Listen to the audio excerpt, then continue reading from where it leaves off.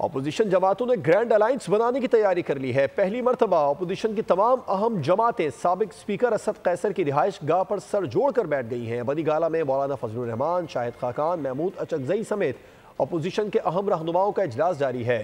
Deputy bureau chief بول news اسلام آباد علی شیر سے اس بارے میں تفصیلات جان لیتے ہیں جو وہاں پر موجود ہیں۔ علی شیر بتائے گا کون کون سے رہنما موجود ہیں اس وقت بنی گالہ میں؟ جی بالکل، اس وقت میں اسد قیصر سابق اسپیکر قومی اسمبلی پاکستان تحریک انصاف کے سینئر رہنما ان کی رہائش گاہ کے باہر مرغزار ہاؤس بنی گالہ کے باہر موجود ہوں، اور یہاں پہ پاکستان کی جتنی بھی اپوزیشن جماعتیں ہیں، جتنی اہم اپوزیشن جماعتیں ہیں، ان کا اہم ترین اجلاس جو ہے وہ اس وقت شروع ہو چکا ہے۔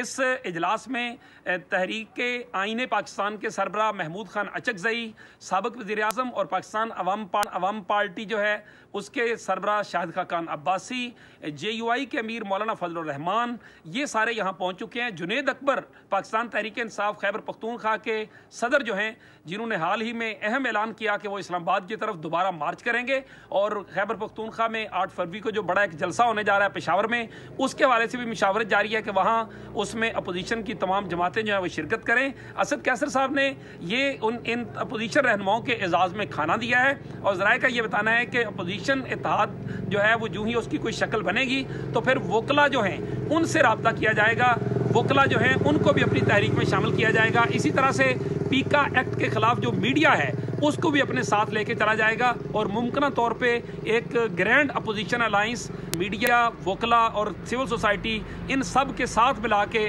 ایک گرینڈ الائنس جو ہے وہ بنانے کی تیاریاں کی جا رہی ہیں۔ آپ کا بہت شکریہ۔